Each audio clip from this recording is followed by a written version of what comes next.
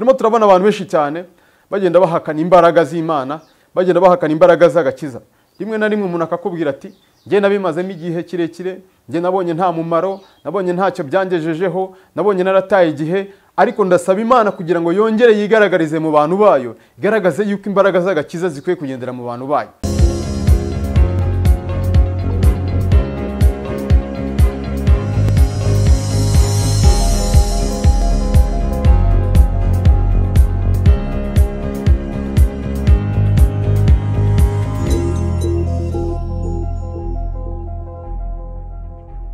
Mana turagushimiye, tugushimiye uyu munsi waduhaye, watwongera iminsi yo kubaho, twongera iminsi yo kurama.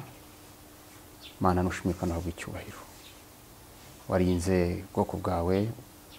Nukuri Mana turagushimiye uyu mwanya mwiza, ni byinshi waturengeje, ni byinshi waturengeyemo, none nukuri Mwami twongeye kwibona ahangaha amahoro. Nushimye kandi uhabwe icyubahiro. Dusengeye gahunda y'ijambo ryawe, turinginze kugira ngo twongere imbaraga n'amavuta, kandi nukuri Mana udutsindire imbaraga zose zikuzimu, imbaraga z'imyuka mibi n'abadayimoni, imbaraga zirwanya abera b'Imana, imbaraga zirwanya itorero, uzikubite hasi mu izina rya Yesu. Rero twishyize mu maboko yawe, n'abagiye gutega amatwi ijambo ryawe bahabwa umugisha. Mana urakoze, ngabana natwe kandi tugire neza nk'Imana, mu izina ry'Umwami Yesu Kristo, amen.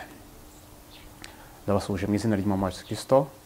Uyu mwanya mwiza tugiye kuganira ku magambo y'Imana, aho tugiye kuganira ku magambo y'Imana ku gakiza ndetse no guhamagarwa, nk'uko bisanzwe n'ubundi. Niyo yita Jean Marie Vianney, nkaba nanjye ndi umukristo ku itorero rya Muhima. Imana iduhana umugisha. Ndifuza yuko twatangira dusoma ijambo ry'Imana, Abami ba mbere. Tangira dusoma Abami ba mbere, ibice byaho bitatu. Reka duhere ku murongo waho wa 6. Nuko umugore nyina w'umwana muzima wari umufitiye imbabazi abwira umwami ati, Nyagasani, umuzima mumwihere wimwica, nubwo bimeze biti. Ariko undi aravuga ati, ahubwo bamucemo kabiri, umucemo kabiri mubure nawe amuburi. Umwami ahirako arategeka ati, uwo mwana muzima ntimumwice na hato, mumuhe uriya mugore kuko ari we nyina. Nuko Abisirayeli bose bumvise ko umwami yaciye urwo rubanza baramutinya, kuko babonye ko ubwenge bw'Imana bwari muri we bwo guca imanza zitabera. Reka n'ubundi dusome urwandiko Pawulo yandikiye Abaroma, ibice byaho 3. Reka n'ubundi duhere ku murongo waho ibice 12. Urwandiko Pawulo yandikiye Abaroma, ibice 12, duhere ku murongo waho wa mbere. Nuko bene data, ndabingingira kubw'imbabazi z'Imana ngo mutange imibiri yanyu ibe ibitambo bizima, byera, bishimwa n'Imana. Ariko kuyikorera kwanyu gukwiriye ntimwishushanye nk'ab'iki gihe, ahubwo muhinduke rwose mugize itima mishya, kugira ngo mumenye neza iby'Imana ishaka ari byo byiza, bishimwa kandi bitunganye rwose. Imana iduhana umugisha. Nasomye amagambo y'Imana avuga ku nkuru y'umugabo Salomo. Umugabo yari umwami, ariko Imana yari yaramwimitse, yari akiri mutoya, yari akiri mu mirimo mishya, ariko hari icyiza Imana yari imuhamagariye kugira ngo akore umurimo w'Imana mu bihe byari bigoranye mu gihe cy'Abisirayeli.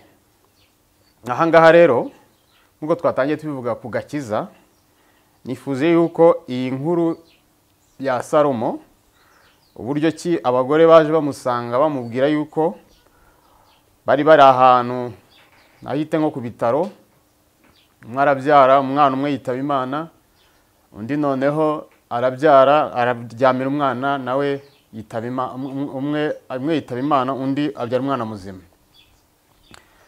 Ahangaha ubu wabyaye umwana muzima biza kuba yuko asinzira, wabyaye umwana muzima aza kumuryamira arapfa, yiga ubwenge bwo kujya kwiba wa wundi wabyaye umwana ufite umwana muzima.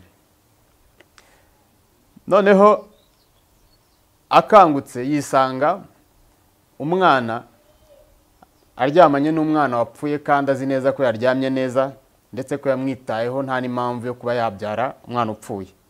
Ariko uriya we yari abizi neza ko yaryamiye umwana akaza gupfa. Ibi rero nifuje yuko twabigereranya n'umukristo muzima warinze iby'agakiza, warinze agakiza kakarinda neza kagakomeraho kugeza ubwo abonye yuko afite agakiza kazima. Tubisanishije n'iyi nkuru, byabaye ngombwa yuko n'ubundi bajya gushaka umucamanza cyangwa se ubutabera. Byabaye ngombwa rero yuko nk'uwari uriho ari umwami mushya, bari biteze kureba yuko aca urwa kibera.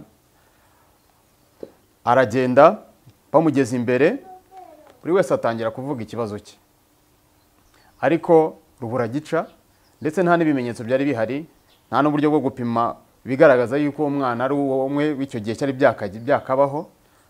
Biza kuba rero ngombwa yuko habaho kumva ubuhamya bwa buri umwe wese. Buri wese agaragaje ibimenyetso bigaragaza ko umwana ari uwe, umwami afata umwanzuro yuko uyu mwana bagomba kumucamo kabiri, noneho umwe agatwara igice kimwe n'undi agatwara igice kimwe. Byumvikane yuko n'ubundi buri wese ari gutwara umwana upfuye n'undi agatwara umwana upfuye. Ariko ngo nyiri umwana aravuga ati, njyewe ntimubigenze mutyo, ahubwo uyu mwana uko byagenda kose azabaho, reka mutware nubwo atari uwe. Bihera yuko umwami akimara kubyumva gutyo, yumva yuko byanga byakunda ugiriye imbabazi umwana ari wenyine. Ibi rero ngo byatangaje Abisiraheli cyane. Bimaze gutangaza Abisiraheli, byabaye ngombwa yuko buri amahanga yose abimenya, basanga ko ari umuhanga uzi gukata urubanza rwa kibera, ndetse ngo yuko arimo n'ubwenge bw'Imana.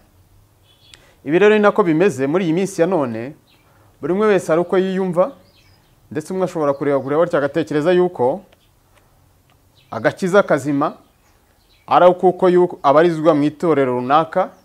Kuba afite agakiza kazima ari uko abarizwa mu itorero rya ADEPR, kuba afite agakiza kazima ari uko abarizwa muri Restoration n'ahandi, cyangwa se ufite agakiza kazima tubyite gutyo yuko yabarizwa yenda muri Islam n'andi madini yose yemera Imana. Ariko noneho nk'uko tumaze kubisoma hano, cyangwa se n'intego twihaye, turashaka kuvuga ku gakiza. Agakiza twahawe rimwe gusa. Kugeza n'uyu munsi usanga dusigana, buri wese yibwira yuko imisengere yo mizima. Ariko nk'uko tubibonye, nk'uko Pawulo ahangaha yabivuze neza, avuga ati, nuko rero bene data ndabingingira kubw'imbabazi z'Imana. Agakiza twagahawe kubw'imbabazi z'Imana no kugira neza kwayo. Ariko natwe turasabwa kurinda ku gakiza, kandi ngo dukiranuke rwose tuboneye. None rero bene data, iki gihe rero nicyo gihe ubundi buri muntu wese yumva yuko agakiza kazima arake. Ariko ndakubwiriza ndagutangariza yuko agakiza kazima ari uwakarinze akakarindira mu mutima we. Ibyo dusabwa ku gakiza nuko buri muntu wese agomba kwitandukanya n'icyaha, ndetse akitandukanya n'imyemerere yindi itandukanye nuko Imana ishaka. Ari nako Pawulo yavuze ahangaha. Muri iyi minsi usanga n'ubundi buri muntu wese atekereza yuko byanga bikunda utagendera mu myemerere ye, udasenga ku isabato, adakwiriye, adafite agakiza. Ariko nagira ngo utangarize ko ufite agakiza kazima n'uwakarinze. Hari nubwo uzabona abantu bamaze nko guhuza imyemerere, ugasanga amatorero acitsemo kabiri, ugasanga abantu bananiwe kumvikana, agatangira gutekereza yuko ibyaba byiza ari uko ndetse n'iryo torero ahari barisenya, cyangwa se bakareba uburyo bahindagura nk'indi myemerere, cyangwa se bagakuraho icyo bita doctrine y'amatorero menshi cyane. Ariko nguko ntabwo ari cyo gisubizo. Bigaragara yuko ufitiye imbabazi agakiza, ufitiye imbabazi gusenga, akitandukanye n'ibibi byose, akitandukanye n'ibindi byose abantu bagenda bafata. Hariho benshi bafashe byinshi mu kaboko kwabo, bakarushaho kumva yuko aribwo baba bafite agakiza. kugira agakiza si uko ufite ibya mirenge, kugira agakiza si uko ubu ari wowe uvuga rikijyana, ahubwo kuba ufite agakiza ni ukuba wuzuye umwuka wera ndetse ukitandukanya n'icyaha. Aha rero ni nako uyu mugore yabibonye, abona icyaba cyiza ari uko yarinda agakiza ho kugira ngo kabe katakaza umwimerere wako, tubyite gutyo. Kuko n'ubundi yararebye aravuga ati uyu mwana ni umwana wanjye, ndabizi neza n'umwana wanjye. Natwe rero turabizi neza agakiza ni akacu, dukwiriye kukarinda, tukwiriye kugasigasira ndetse tukareba n'icyo Imana idushakaho. Kuko Pawulo ahangaha yarabyerekanye neza avuga yuko ngo nuko bene data ndabingingira kubw'imbabazi z'Imana ngo mutange imibiri yanyu ibe ibitambo bizima byera bishimwa n'Imana. Uko niko Pawulo avuze, tubi ibitambo bizima byera kandi bishimwa n'Imana. Icyo ni Imana idusaba. Ndetse Yohana yabivuze neza mu butumwa bwiza bwa Yohana 3:16, ho aravuga ngo kuko Imana yakunze abari mu isi cyane byatumye itanga umwana wayo w'ikinege kugira ngo umwizera wese atarimbuka ahubwo ahabwe ubugingo buhoraho.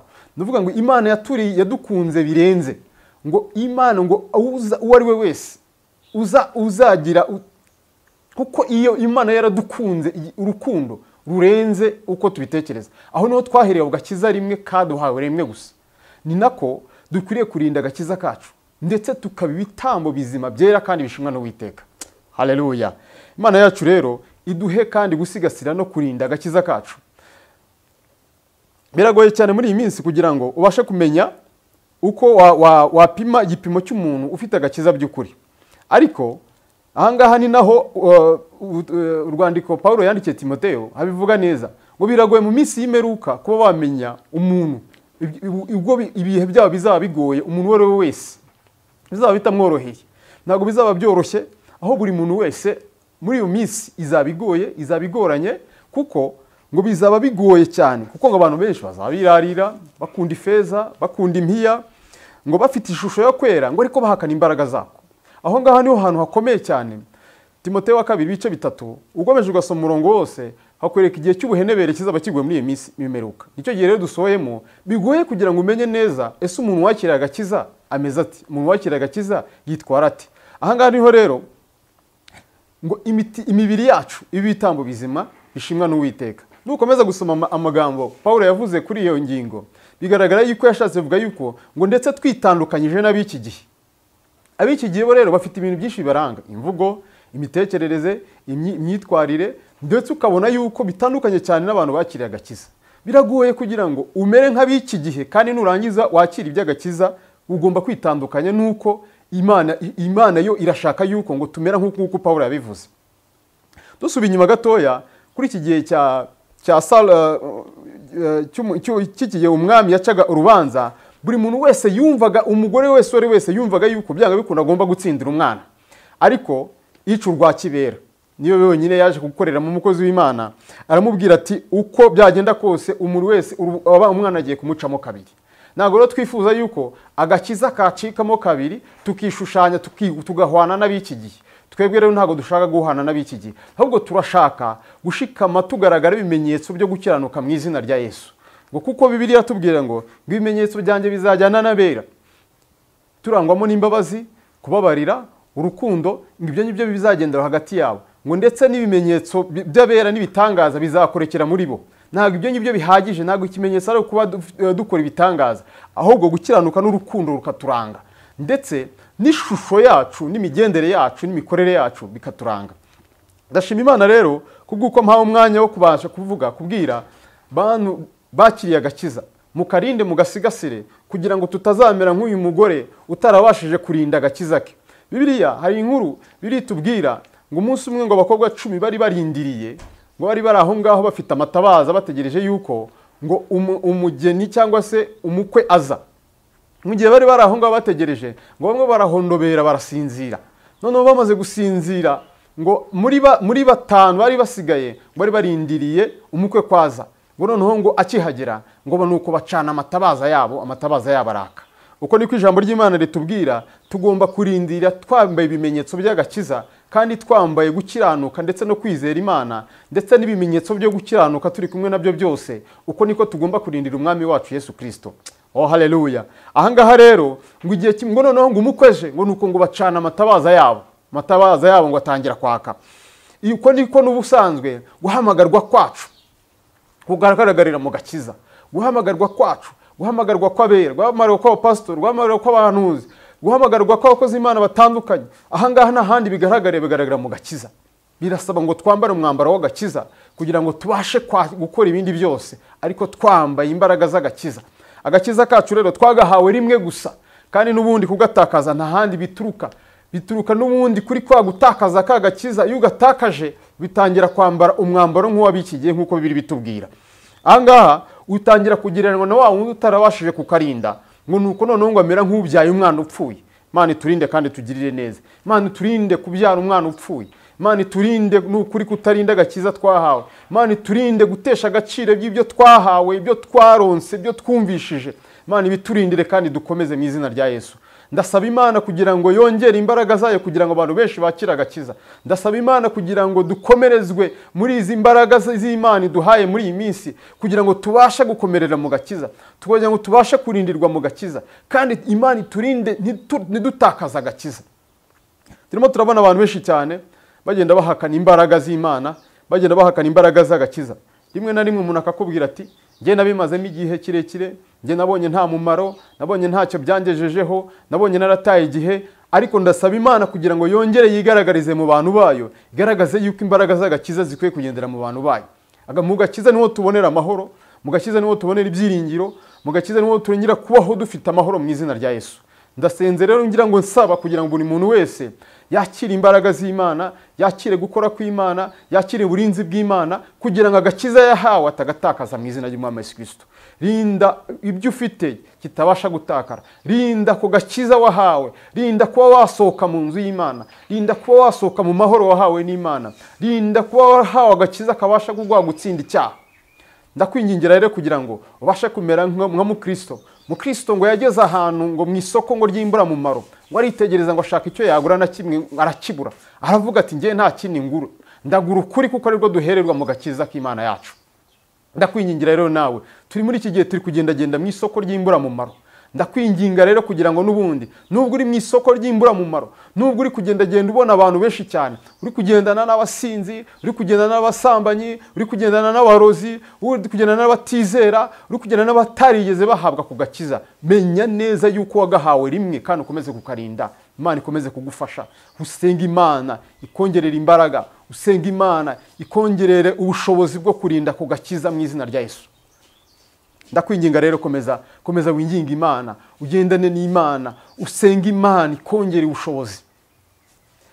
Mwene data rero, nkuko Imana ibidusaba, iradusaba gukiranuka, iradusaba n'ukuri kuba hafi y'Imana. Kristo yaravuze ngo abwira abati ndabingingira yuko mubasha gukizwa, mugakizwa kuruta abafarisayo. Abafarisayo rero Bibiliya ibitubwira ahangaha ngo bari abantu ngo bakiranukaga, ngo ndetse bagatanga icya-10, ngo ku mboga imboga basoromaga, imboga izo mu bisambo basoromaga zimejeje, izo ngizo ngo nizo batangagaho icya-10. Tekereza nawe kuba byibuze ako gakiza wahawe kagutegeka byibuze gukiranukira Imana, ndetse no mu by'uronka no kuri Imana iguha, no ku by'Imana yaguhaye ukananirwa gukiranuka. Kandi Bibiliya tubwira ngo nimutabasha ngo nago muzabasha kugera mu bwami bw'ijuru, ngo nimudakiranuka kurusha ngo abafarisayo. Abafarisayo rero ngo bari bafite ubushobozi ngo bwo gutanga ukiranuka ku cya-10 cy'imboga basoromye mu bisambu zimejeje. Ntankaswe twebwe iby'Imana yaduhereye muri ayo maboko twahawe kubw'agakiza. Ndakwinginga kugira ngo nabyo ubashe kubikiranukamo. Ntuhinyure ibyo ngibyo Imana ivuga, ntuhinyure uko Imana ibona ukwiriye kumera. Ndakwinginga kugira ngo iby'agakiza kagusaba kugira ngo ubashe gukiranukira Imana bari kubigenza, kubera yuko Bibiliya tubwira ngo nutabasha gukiranuka kurusha abafarisayo ngo ntabwo uzabasha gukandagira mu bwami bw'Imana. Rero ntabwo aka gakiza bisaba kumva yuko aho ugeze hahagije. Ntabwo bivuga yuko kuba usengera mu itorero runaka bihagije, kuba uri umuntu ugenda mu buryo buhagije abantu bakuzi yuko ukijijwe bihagije. Ntabwo bivuga yuko kuba umaze igihe kirekire mu itorero bihagije. Reka da, ahubwo urasabwa gukiranuka nk'uko agakiza kabisaba mu izina ry'umwami wacu Yesu Kristo. Rero ndakwinginga ntiwirebe yuko hari ibihagije, ahubwo urasabwa gusenga, urasabwa kwinginga Imana kugira ngo n'ubundi urusheho gukomerera mu gakiza twahawe rimwe gusa. Tugiye gusenga Imana kugira ngo n'ubundi Imana idukomeze, Imana idufashe, twongererwe imbaraga, kandi Imana idukize, Imana iturokore abantu bari kuzana ibisitaza. Ariko abo ngabo nabo ijuru ryabavuzeho, Bibiliya ibavugaho. Bibiliya ivuga yuko abo ngabo n'ubundi ngo abo bazana ibisitaza, ngo bameze nkaho ngo keretse ngo babaziritse ngo urusyo. Murabona urusyo ukuntu rumeze? Urusyo n'ibuye riba riremereye cyane, kera basyagaho amasaka n'ibindi. Ariko ngo uwo nguwo ngo bazamuzirike ngo urusyo mu ijosi, ngo nuko bamujugunye mu nyanja. Urumva ni umuntu ugomba kuruhama, atagomba kuruhoka. Uvuga ngo icyo usabwa ni ukurinda agakiza kandi ukirinda bazana ibisitaza bose. Komera rero, ndakwingingira gukomera, ndakwingingira kuguma mu mbaraga z'Imana. Ibikurwanya ni byinshi, ibiguhiga ni byinshi, ariko humura, Imana izakugirira neza. Imana muri byose, Imana izaguha iherezo ryiza, Imana izaguha umugabane wasezeranije ku barinze agakiza. Ndakwinginga rero, ndinginga Imana, niba waranatakaje, niba waratakaje agakiza, bwira Imana yongere gusubiza agakiza. Niba utaranakira agakiza, reka Imana iguha agakiza kandi ukarinde nk'uko Bibiliya bitubwira. Nk'uko Pawulo yashatse kwinginga asaba, avuga ati ndakwingingira. Nawe rero ndakwinginga aho uri hose, ndakwingingira kwakira agakiza k'Imana. Ndakwingingira kureka ibyo ngibyo byose, nibyo bikubuza amahoro, nibyo bituma ugenda ukumva ubuze ibyiringiro, ukumva ubuze amahoro, ukumva ufite umutima w'ubwicanyi mu mutima, ukumva ufite umutima w'urwango, ukumva ufite umutima w'ishyari, ukumva umutima wo kugirira nabi, ukumva ubuze amahoro, ukumva ubuze ibyiringiro. Ariko nubwo haba hari ibikurwanya ufite agakiza, humura n'ubundi Imana izagutabara. Umuntu umwe twigeze kuganira ambwira yuko afite ibibazo. Arambwira ati mfite ibibazo birangoye, ibibazo biranduhije.